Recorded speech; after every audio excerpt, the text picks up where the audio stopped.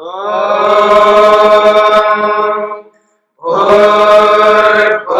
स्वः तत्सवितुर्वरेण्यं भर्गो देवस्य धीमहि धियो यो नः प्रचोदयात्।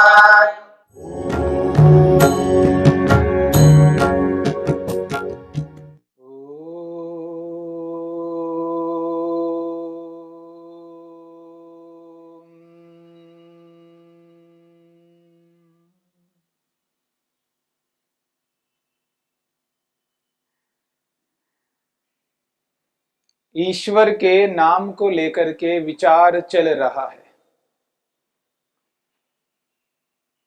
ईश्वर का क्या नाम है? संसार को देखने से रचयिता का बोध होता है, बनाने वाले का जानकारी होती है, परंतु उसका क्या नाम है इसका बोध संसार को देखने मात्र से नहीं हो सकता। किसी ने कोई चित्र बनाया, किसी ने एक चित्र बहुत अच्छा बनाया और हमने उस चित्र को देखा। चित्र को देखने से यह तो पता लगता है कि इस चित्र को किसी ने बनाया। यदि उस चित्र के ऊपर उस बनाने वाले का नाम नहीं लिखा हो, केवल चित्र चित्र है, क्योंकि चित्र बुद्धिमत्ता पूर्वक बनाया गया है, तो बुद्धिमत्ता पूर्वक बने हुए उस चित्र को देखकर कोई भी व्यक्ति अनुमान लगाता है कि इसको बनाने वाला कोई है, किसी ने बनाया। चित्र को देखकर बनाने वाले का बोध होता है, परंतु उसका नाम पता नहीं लग सकता।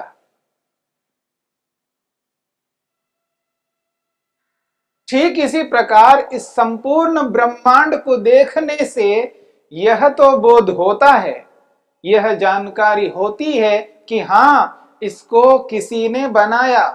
बिना बनाए इस बुद्धिमत्ता पूर्वक सृष्टि को अपने आप बन ले, ऐसा कभी नहीं हो सकता। बुद्धिमत्ता पूर्वक यह सृष्टि बनी है तो निश्चित रूप से कोई ना कोई इस सृष्टि को बनाने वाला है। इसलिए सृष्टि को देख करके बनाने वाले का बोध होता है, परंतु उसका नाम क्या है और उसकी क्या क्या विशेषताएं हैं, इसका बोध नहीं हो सकता। इसलिए सृष्टि विज्ञान एक सामान्य है कि उसको देखने से सामान्य बोध जानकारी हो रही है। विशेष बोध करने के लिए हमें शास्त्र का सहारा लेना है। शब्द प्रमाण ही हमें उसका नाम बताएगा, उसकी विशेषताओं को स्पष्ट करेगा। इसलिए महर्षि वेदव्यास ने स्पष्ट किया है, योग दर्शन की व्याख्या करते हुए, योग सूत्रों पर उन्होंने जो व्याख्या की है, उस व्याख्या से यह स्पष्ट प्रतीति हो रही है कि हाँ, यदि उस ईश्वर के नाम को जानना चाहते हैं तो आगमतः प्रत्येतव्यः, आगम से, शब्द प्रमाण से जान लेना चाहिए। इसलिए शास्त्र कहता है तस्य वाचकः प्रणवः। महर्षि पतंजलि ने ईश्वर के नाम को स्पष्ट करते हैं कि ईश्वर का क्या नाम है। वो कहते हैं तस्य वाचकः प्रणवः, तस्य ईश्वरस्य, क्योंकि प्रसंग चल रहा है ईश्वर का। क्लेश कर्म विपाकाशयै अपरामृष्टः पुरुष विशेषः ईश्वरः, यहां से ईश्वर का प्रसंग चल रहा है। कैसा है वो ईश्वर? तत्र निरतिशयम सर्वज्ञ बीजम, वो सर्वज्ञ हैं। और वो कैसा ईश्वर, तो कहते हैं स एषः पूर्वेशामपि गुरुः कालेन अनवच्छेदात्। वही गुरु है, सबका गुरु है, गुरुओं का भी गुरु है। ईश्वर के स्वरूप को बताते हुए, ईश्वर को सर्वज्ञ बताते हुए, और हम सब के गुरु ईश्वर हैं, इस बात को स्पष्ट करते हुए महर्षि पतंजलि कहते हैं तस्य वाचकः प्रणवः। उसका, किसका, ईश्वर का, तस्य ईश्वरस्य, वाचकः प्रणवः, उस ईश्वर का वाचक यानी नाम क्या है, प्रणवः, प्रणव है, ओम है। मन में एक बात आती है, क्या ये नाम, ईश्वर का यह जो नाम ओम है, प्रणव है, क्या किसी ने रखा है? क्योंकि जितने भी नाम हम देख रहे हैं मनुष्यों के, ये नाम रखे जाते हैं, पहले से नहीं होते हैं। नाम बाद में आता है। हम जितने भी यहां पर विद्यमान हैं, हम सब आए, उत्पन्न होकर के आए, यानी शरीर के साथ जुड़ करके आए हैं। जब हम शरीर के साथ जुड़ करके इस संसार में आए हैं, उसके बाद हमारे नाम रखे गए हैं। हाँ, कोई व्यक्ति कह सकता है उत्पन्न होने से पहले नाम सोच के रखा है, परंतु ये भी बाद में, जब ये प्रतीति व्यक्ति को होती है कि हाँ मेरे को संतान होगी, संतान होने वाली है, तब व्यक्ति नाम रखता है। यदि उसको यह पता चल जाए कि मेरे को किसी प्रकार की कोई संतान नहीं होने वाली है, मेरे को संतान होगी ही नहीं, वो क्यों रखेगा नाम? परंतु हमारे जितने भी नाम हैं, हम आ चुके हैं। जब ये प्रतीति होती है कि हम आएंगे, इसलिए नाम उसके बाद रखते हैं। परंतु ईश्वर का नाम बाद में रखा गया है, हमने रखा है, हमारे पूर्वजों ने रखा है। नाम कैसा है? तो महर्षि पतंजलि ने उस ईश्वर का नाम जो ओम बताया है, इस ओम को समझाते हुए महर्षि वेदव्यास कहते हैं किम किम अस्या संकेतकृतम वाच्यवाच्यकत्वम, वाच्यवाचकत्वम किम अस्य संकेतकृतम अथ प्रदीप प्रकाशवद अवस्थितमिति। वो कहते हैं अस्य परमेश्वरस्य वाच्यवाचकत्वम, वाच्य कहते हैं पदार्थ को और वाचक कहते हैं उसके नाम को। वाच्यवाचकत्वम, वाचक का अर्थ है नाम और वाच्य का अर्थ है पदार्थ।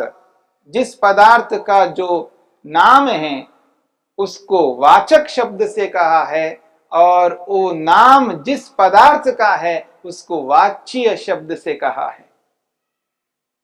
तो प्रश्न किया जा रहा है, प्रश्न करते हुए महर्षि वेदव्यास यह समझाने का प्रयत्न कर रहे हैं कि जो वाच्य और वाचक, जो नामी और नाम, इनका जो संबंध है वो दो प्रकार का होता है।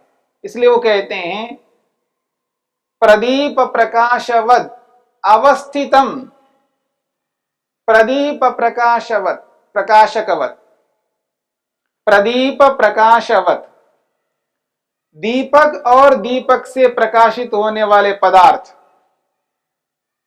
जैसे पदार्थ पहले से विद्यमान हैं और दीपक भी है, यानी प्रकाश भी है और पदार्थ भी है, दोनों पहले से विद्यमान हैं। और हमें ये बोध नहीं है, अंधेरा हो, एक स्थान पर अंधेरा है, अन्यत्र दीपक है, और जहां अंधेरा है वहां बहुत सारी वस्तुएं रखी हुई हैं, वो वस्तुएं भी पहले से रखी हुई हैं और प्रकाशक भी है। बस जहां वस्तुएं हैं वहां पर अंधेरा है, और जहां दीपक है, प्रकाश है, उस प्रकाश को, उस दीपक को उस अंधेरे के स्थान पर लेके गए, और दीपक के आते ही जो पहले से विद्यमान वस्तुएं हैं वो प्रकट हो रही हैं, दिखाई दे रही हैं। तो जैसे पहले से व्यवस्थित, पहले से विद्यमान दीपक से पहले से रहने वाली ये वस्तुएं दिखाई देती हैं, यानी दीपक वस्तुओं को दिखाने वाला है। दीपक भी है पहले से और पदार्थ भी पहले से है। जैसे दीपक पदार्थों को दिखाने वाला है और दोनों पहले से विद्यमान हैं, बस हमें बोध नहीं है, हमें पता नहीं है। ठीक इसी प्रकार से क्या ईश्वर का नाम और ईश्वर पहले से हैं? हमें बोध नहीं है और हमको आज पता लग रहा है। अथवा अनित्य है, नाम भी बाद में आया, ईश्वर भी बाद में आया, क्या अनित्य है? इसलिए कहते हैं किम अस्य संकेत कृतम वाच्य वाचकत्वम। संकेत कृतम, ये जो संकेत से बताया जाता है कि ये ईश्वर है, इसका यह नाम है, ये अनित्य है, पहले से नहीं था। अथ प्रदीप प्रकाशवत, जैसे दीपक और पदार्थ पहले से विद्यमान है, उनके समान अवस्थितम, पहले से विद्यमान है। एक प्रश्न किया जा रहा है, क्योंकि संसार में दो प्रकार से देखा जाता है।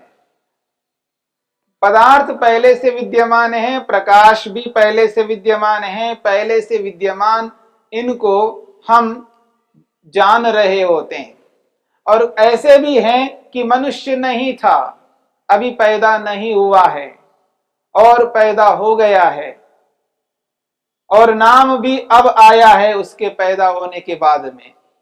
इसलिए मनुष्य और उसका नाम ये अनित्य है, क्योंकि मनुष्य भी उत्पन्न हुआ है और उसका नाम भी उत्पन्न हुआ है, और ये अनित्य है। तो ये जो स्थिति है, ऐसी स्थिति ईश्वर में है। तो कहते हैं अवस्थितः, अवस्थितः पहले से विद्यमान है। स्थितो अस्य वाच्यस्य वाचकेन सह संबंध। स्थितो अस्य वाच्यस्य वाचकेन संबंध। यहां पर यह कहा जा रहा है ईश्वर पहले से विद्यमान है, उसका नाम भी पहले से विद्यमान है। वो कहते हैं स्थितो अस्य वाच्यस्य वाचकेन सह संबंध। ये जो ईश्वर और उसका जो नाम प्रणव ओम है, ये स्थितः पहले से विद्यमान है,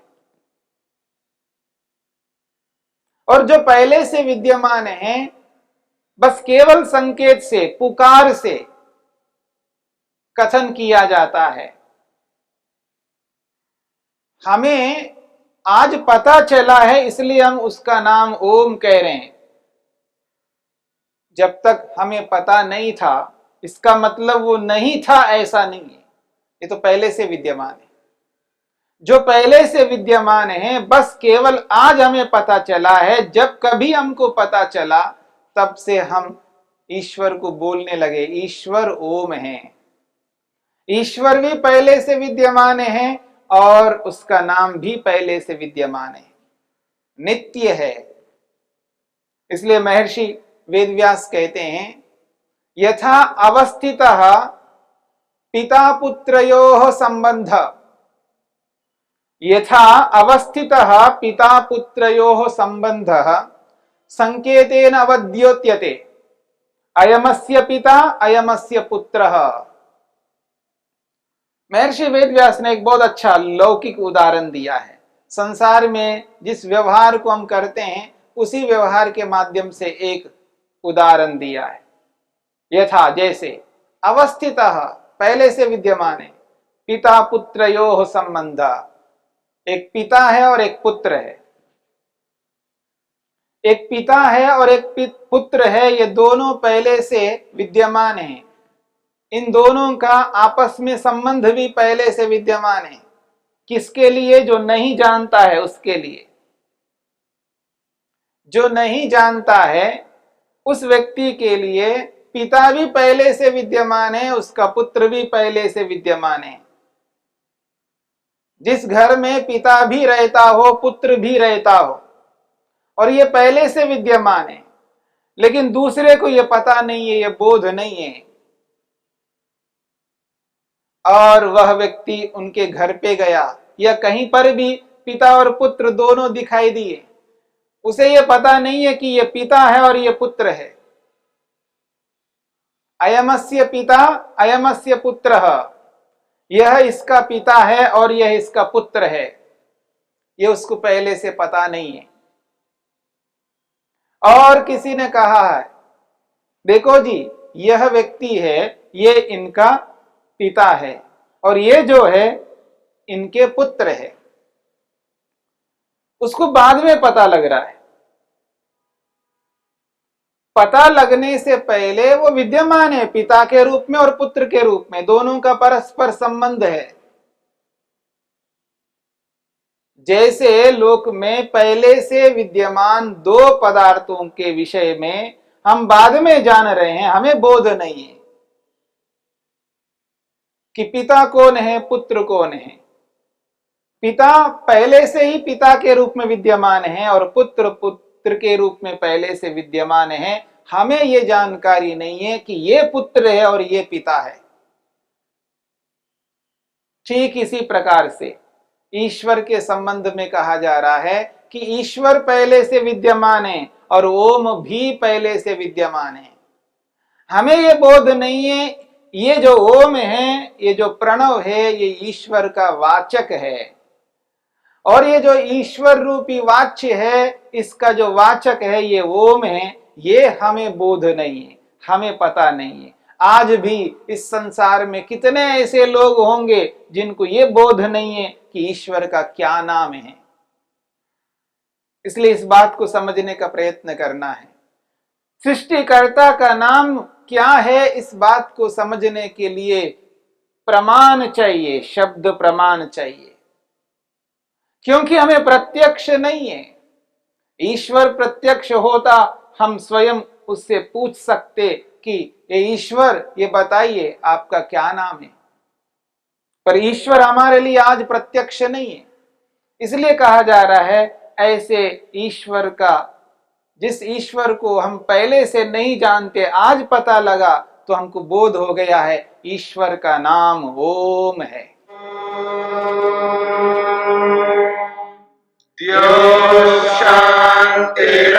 शांतिरंतरिक्षं शांति पृथिवी शांतिरापः शांतिरोषधयः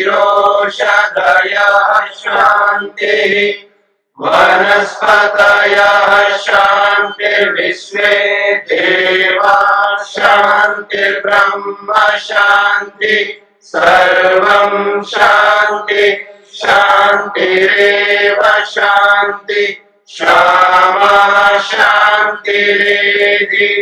ओम शांति शांति शांति।